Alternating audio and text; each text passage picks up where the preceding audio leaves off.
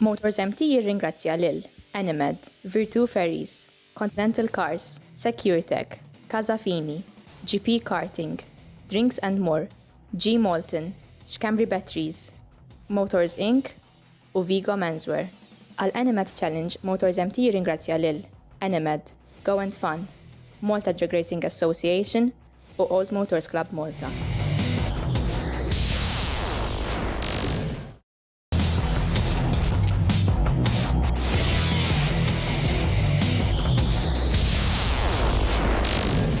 Nilqawkom għal servizz ieħor fuq motorsmt bħalma tafu din is-sena kellna daqsxejn ta' problema bil-Malta Classic. Avveniment ta' kużen konna nistennew però l-raġunijiet li mhux se nidħlu fihom hawnhekk kellna nitilfuhom. Però li ġara diġà kellna xi mistiednin li kellhom jiġu għal din l-attività umata bħalma nagħmlu kull sena l-Malta Classic jistiednu numru ta' personalitajiet ħafna drabi anke mixja tat-televiżjoni. Din id-darba kellhom mistiednin il-Fuzz u il-Paul li nafuhom fuq diversi sensiliet fuq National Geographic u postijiet oħra. Jiena ħadd l-okkażjoni għamil daqsxejn wiċċi mal-organizzaturi biex ituna ċans ftit tal-minuti nagħmlu intervista żgħira lil-Fuzz u il-Paul. U hawnhekk qegħdin propju nagħmlu din l-intervista. So, first and foremost, Fuzz and Paul, thank you very much for accepting us making this interview for you. It's a huge honor. It's an absolute pleasure, and I've got to say that I wish that we both spoke Maltese, but we don't. So that's our ignorance. Very sorry. Okay, thank you very much. Well, but we'll come to it later. Okay. So, can you please tell us a bit about your earlier years before we got to know you? Well, thank you, Fuzz. Yeah, well, my story obviously is a bit shorter than Fuzz's because Fuzz obviously was born a long time ago, so his story is very impressive. I don't know how long this program is. I don't know if we have time for Fuzz's story. It's very long, very interesting. We have time, don't worry. That's good. So I was born later than Fuzz, and I was born into a car family, so my dad was obsessed with cars, and from a very young age, we had cars being built and cars being done up all the time. So I grew up into that. My first job from school was in the motor trade. I was selling cars from the age of 20. I worked for Saab. And then I got into the show car scene, building show cars, restoring them, tuning them, making them faster. But throughout that time, I've always collected classic cars. So the classic cars have been my passion, or the new cars have been what's brought the money in. And then I was fortunate enough, about sort of 15 years ago, to start doing more classic cars as a business and turning the hobby into business. But also as well, doing the TV, obviously, as Fuzz does, you get to work with your passion, your hobby, and that becomes your day-to-day. So you get to do your job as your TV show. But how did that affect your restoration business? Because obviously it takes more time to do something on television than doing it in your own pace. As Fuzz will tell you, unfortunately, when you're doing TV work, your restoration goes out the window, doesn't it, Fuzz? The schedule, if it takes 8 hours to do a job on a car, when you're filming it will take 16 or 20. It just completely slows the job down. So nothing happens as fast as you want it to. So you have to almost split them up and have days where you're filming and days where you're restoring, and they never really work quite the same way. So you have to divide between playing and working. Exactly that, yeah, exactly that. So, Fuzz, your earlier days before you came for as we know you today. Sure, okay. Well, like Paul says, it's a very long story for me. So I didn't come from a car family. Apart from my foster father worked for Dunlop as the training manager at Fort Dunlop in Birmingham. So I used to, he liked cars, but he never owned the cars that he wanted to. He always wanted a Ford Capri. He didn't get the Capri. He got a 1300 Cortina, and that was his story. But I had an uncle who had his own business, and he always liked it. Well, he never bought a new car, so he'd always buy interesting used cars. So he'd have between 6 and 10-year-old cars. This would be sort of when I was a kid in the late 60s, early 70s. And so, he had old Volvos that were very rare at the time, Wolsleys, everything smelled of leather and pipe smoke and oil and all of that kind of thing. But everything also sounded brilliant, and it was the sound and the smell and just the whole atmosphere that got me into them. There was no other route really. But also, my first word was bus. I'm well known. Literally, my first word was bus. So a photo you're trying again, it seems. Yeah. Oh, yeah. I do love. I love my buses. I did my apprenticeship on the buses. I did it for the passion of it. I didn't even consider the money that I wouldn't make. It was just just done for the passion of it. So I've kind of worked in that way all the way through. So, but in the meantime, I've also been a musician, a journalist, an editor, I don't know, a college lecturer, a few other things as well. And for me, so Fuzz is being very modest here. Fuzz isn't just a musician; he's a fabulous drummer. But he's also been in our country, at least, and all over the world, a significant pop star. So he was in a band in the '90s, which was beyond cool, called Pot Will Eat Itself. I have many of their albums, and he currently still drums for them. He drums for about 15 bands. So he's got that one. He's got the Wonder Stuff, another brilliant band. Do Google it. He had his own hits. You did compose some other cool stuff as well, didn't you? You've composed a lot of cool stuff. Well, yeah, I've put sort of solo stuff into Sex and the City, Malcolm in the Middle, Jackass, Felicity Charmed, Queer as Folk, Spaced. I don't know, some other kinds of things as well. So I've just been very lucky. What it is I've just not rested very much. I just do stuff, and if you keep on doing stuff, eventually throw enough things at the wall and something's going to stick. So, and at that time, having cars of 6-10 years old in your family, it's practically they were new cars, because obviously the cars used to survive much longer than that back then. Yeah, well, I guess so. Although, saying that, I mean, cars back then, needed to be taken straight out of the. They were taken straight out of the showroom, and you bought the car, you were given the keys, and you were given the handbook that told you that in 100 miles you had to check this, and this. And people did that kind of thing as regular life. So that became part of life. And I think perhaps people of my generation and maybe even younger people sort of grew up knowing how to do stuff. So they had to do stuff, because otherwise on Monday, go to start the car, it's not going to work, Yeah. So, Fuzz, we spoke already about your career in the past, about music. Do you think that the fact that you had some contacts with television stations, with radios through your music, helped you to be where you are today? No, I don't really think it did at all. No, not really. No, I think having. So how did the change came? Okay, so it's a gradual change. So I was a mechanic on the buses. Then I became a musician. I started my own record label. Then that all fell down, and so I went back to the bus garage saying, "Have you got a job?" They said, "Yep. You have the same locker, the same clocking in number, Groundhog Day." And so I did it for another couple of years. Then a band asked me to play for them. Pot Will Eat Itself asked me to play for them. And I took a chance. Another friend at work said, "Oh, you're going to be here forever now, aren't you?" And I just thought, I'm going to hand in my notice. I'm going to take the chance. Took the chance, worked out okay. Then, sort of music. Then you get old, and nobody wants an old musician, really, unless you're Coldplay, the Rolling Stones, Barry Manilow. But he's still touring. He's just got back. Fuzz just got back from New Zealand, so I think people still want to see you play live. I thought you meant Barry Manilow, because I know you're a massive fan. What a hit! What a hit Copacabana was, honestly. Cannot be beaten. Absolutely cannot be beaten. I mean, if Barry Manilow were playing tonight, I'd be there. I would. Anyway, so what happened was, things changed. Became a college lecturer, lecturing in music practice. Then I was reading Practical Classics magazine one day, and I saw they were looking for a staff writer, and I thought, well, I can do this stuff. I'm absolutely sure I can do this. So I lied and said I'd done it before, and the editor knew of me from my bands kind of thing, and said, "Well, what are you, the Fuzz Townshend, the drummer?" I said, "Yeah." And so I got an interview. When he realised I was a qualified mechanic and could at least spell my name, I got a job. And then they made me the technical editor. Then I made videos to put on YouTube. Sort of a bit forward thinking at that time. And the TV researchers saw those videos and gave me a call. Luck.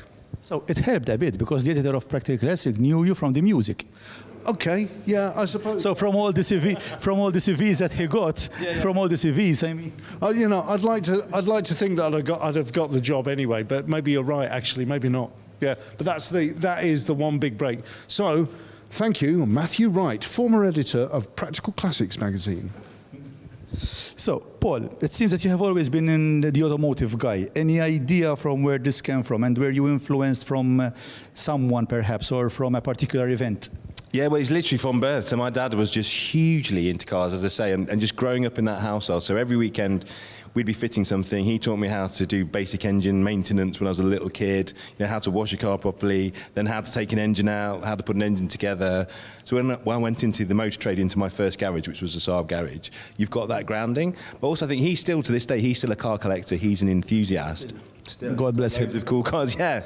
And it never goes away. And I think when you've got that and that person to talk to, and I think as a kid you absorb by osmosis just the surroundings that you're in, the things that you see every day. And I don't think I could have gone into another job.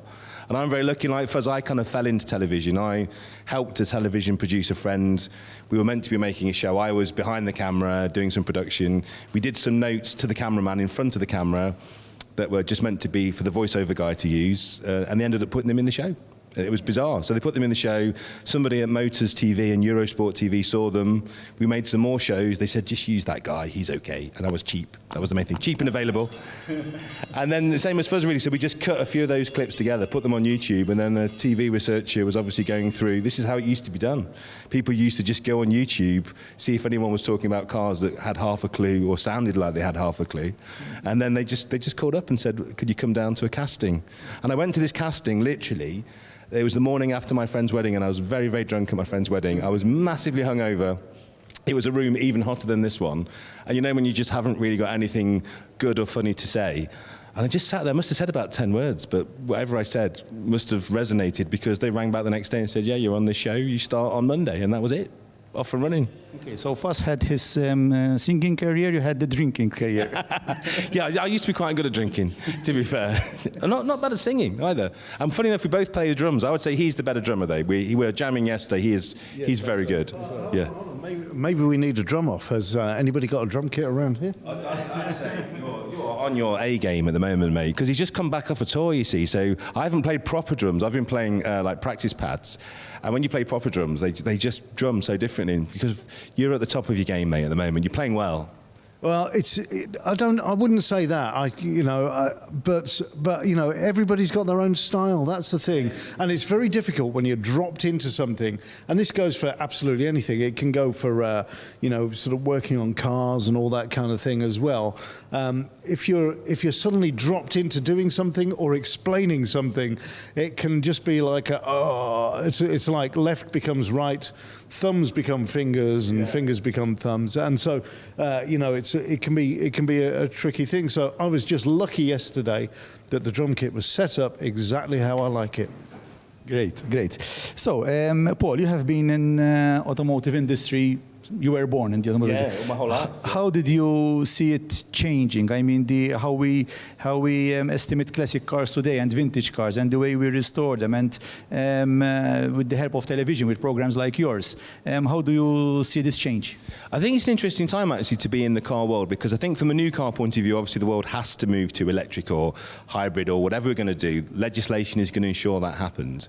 But Unfortunately, and I agree. But obviously, if it helps the planet, whether it does or doesn't, that's maybe a debate for another time. But I think what's interesting is what it would do is it would make the classic car hobby ever more important, because there's that wonderful saying, when they invented the car, people didn't stop riding the horse, and that's the thing. So, and what the horse became was this amazing hobby that people raced and collected and looked after and cosseted and wanted to own. And I think classic cars will be exactly the same thing, and all that will do is grow the industry, and we'll drive our boring workaday electric cars in the week, and on Saturdays and Sundays we'll get our classic cars out. And what you can't do with a modern car is you can't fettle it, you can't tinker with it, you can't go into the garage on a Sunday and gap your points and change your plugs, and you can't do anything on a modern car. And the beauty of old cars to me is the fact that you can change it, you can work on it, you can do the work yourself and have fun with it. And also I think there's much more of a community around the classic car scene, as we're proving with Malta Classic. Everybody just wants to get together and talk, and I don't see that sense of community with modern cars, so I think they'll just become ever more important. Whoa. Hold on there, sailor. I think you're wrong. I think you're absolutely wrong, because I think, I know that the cars of today, the electric cars, I'm telling you this, electric cars are becoming, early Teslas and stuff, they are becoming classics now. They will be the classics of the future, and I totally disagree with you regarding modern cars, modern internal combustion engine cars.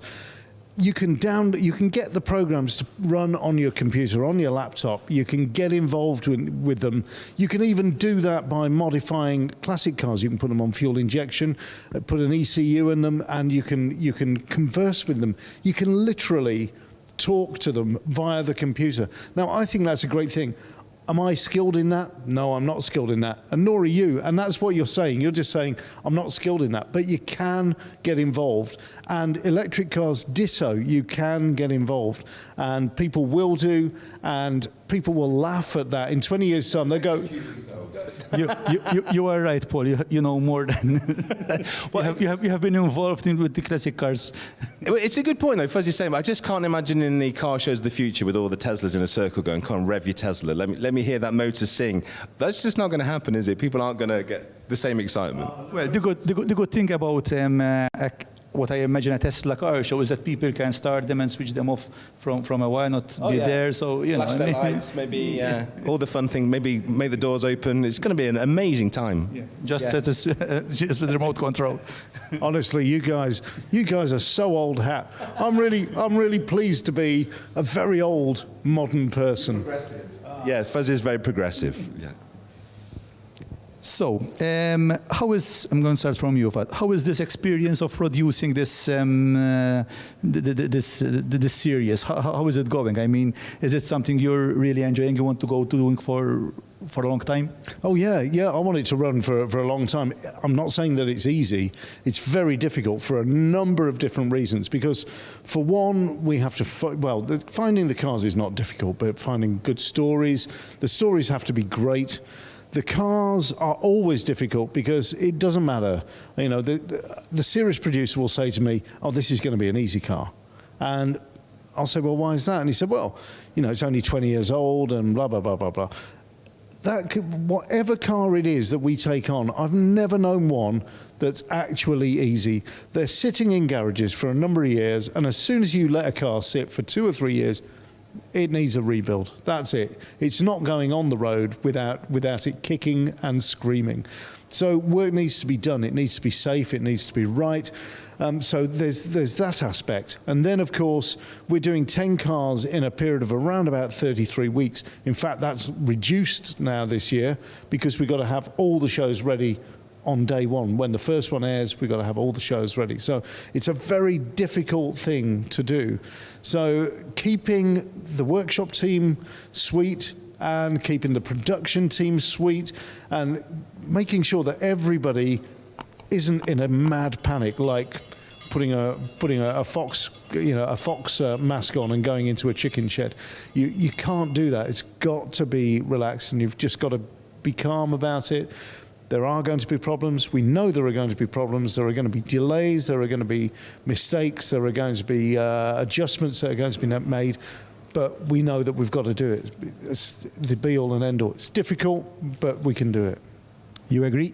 Very much. And the thing is about Fuzz's show, when we first sat down to do our show, Salvage Hunters, funnily enough, the cars that we referenced, what we thought were the only decent car restorations on telly were Fuzz's cars. There was an exhibition that Fuzz did with his cars at the British Motor Museum. And before we started filming, we went to look at the cars, and we were blown away. The quality of the restorations, because unfortunately, we won't mention any names, but certain TV shows, when you actually look at the cars close up, the restorations aren't really what you'd want to turn out to a show standard or to put into a showroom. And Fuzz's cars were, and we looked at all these cars at the British Motor Museum and said, right, if we're going to do another car show, they have to be that good.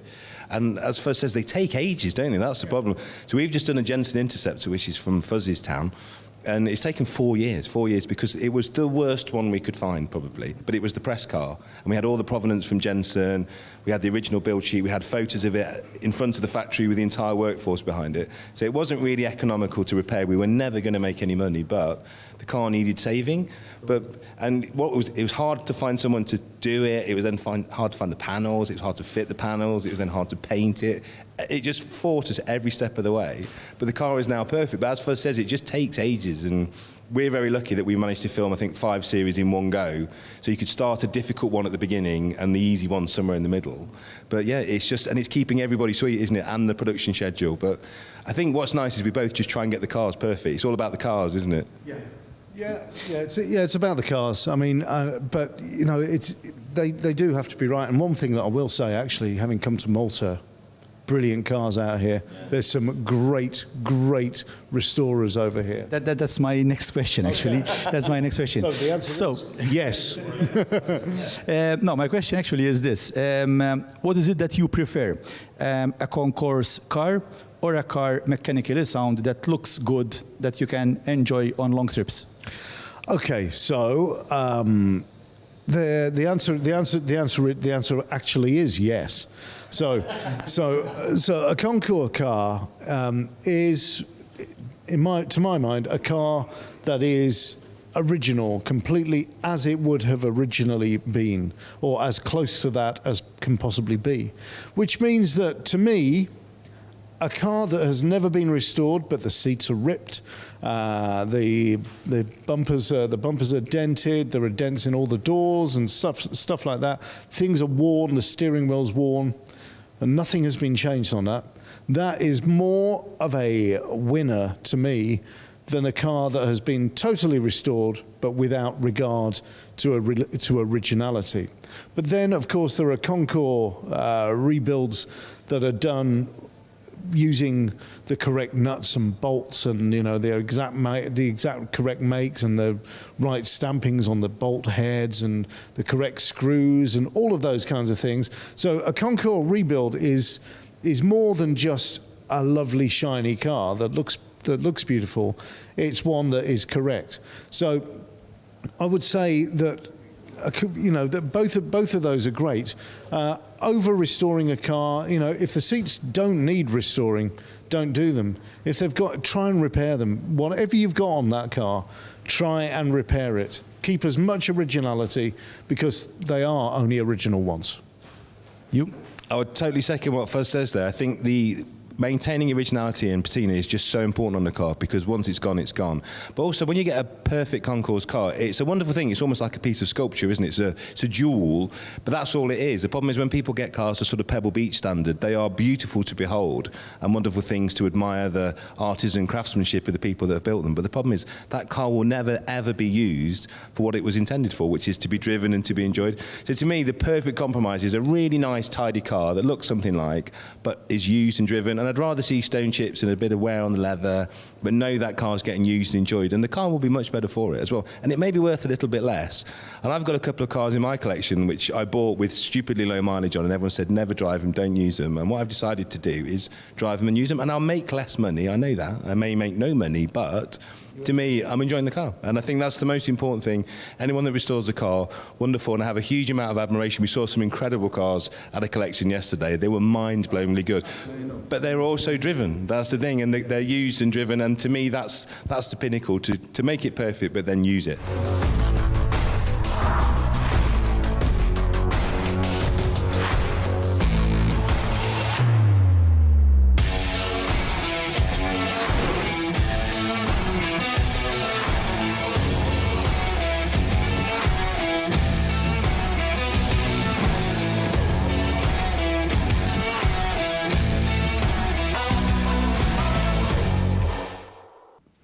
L-appuntament għal magħkom huwa proprju għal bħallum ġimgħa nhar l-erba' fis-7 ta' filgħaxija dejjem fuq TVM Sports Plus, l-istazzjon sportiv. Inselmulkom. motorsmt jirringrazzja lil Animed, Virtu Ferries, Continental Cars, SecureTech, Casafini, GP Karting, Drinks and More, G Malton, Xcambri Batteries, Motors Inc. u Vigo Menswear. Għal Animed Challenge, motorsmt jirringrazzja lil Animed, Go and Fun, Malta Drag Racing Association u Old Motors Club Malta.